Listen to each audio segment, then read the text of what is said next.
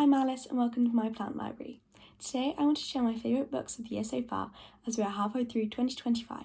Somehow I've read almost 200 books this year so far, so it was very difficult to narrow down all of my amazing reads into just a few books.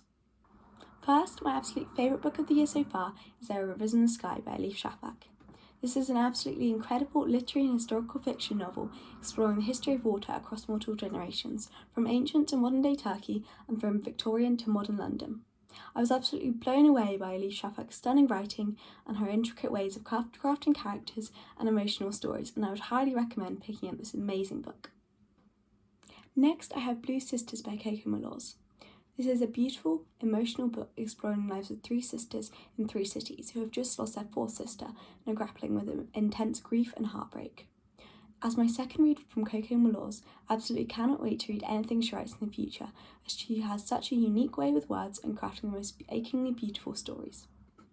Enter Ghost by Isabella Hamad is a beautiful book centered around community, love and theatre.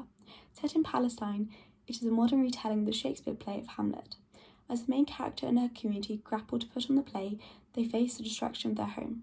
The entire novel and the play rise to a devastating crescendo on the final page, and the emotional intensity of the ending is one that will stick with me always. James by Percival Everett is a stunning reimagining of the adventures of Huckleberry Finn by Mark Twain, this time from the perspective of Jim. Exploring history, language and what it means to belong, James goes on such a journey over the course of the novel, over land and sea and emotionally, and the reading experience too is such a journey. Endling by Maria Riva is an incredibly unique novel set in Ukraine. Playing with form and structure, this explores the battle between science and truth and also navigates so many important issues that are at the forefront of Ukraine's past and present. I was very kindly gifted this by the publisher, and this will be out on the 3rd of July. Brotherless Night by V.V. Ganeshanathan is a moving, lyrical exploration of love, loss and belonging. Set in Sri Lanka during the Civil War, this book offers an emotional insight into an often untold element of history and encourages readers to think about the voices that are so often forgotten from historical narratives. Atmosphere by Taylor Jenkins Reid is a beautiful, captivating novel exploring one woman's journey in the space shuttle program in the 1980s. At the centre of the novel is this fascinating, important history, but it is also the backdrop of her journey of love and self-discovery. Where You Go, I Will Go by Christina Fontes is a beautiful, vibrant, multi-generational novel exploring love, loss and family.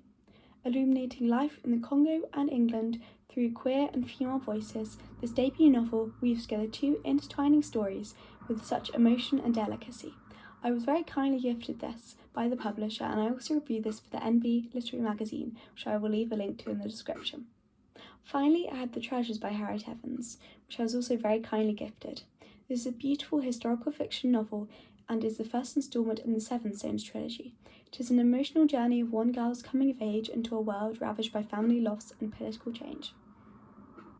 And that is all the books on my list. I will leave all the links in the description below to the in-depth reviews on my Bookstagram, and I hope this inspires you to pick up a few of these books. Thank you so much for watching, and I hope you have a wonderful week.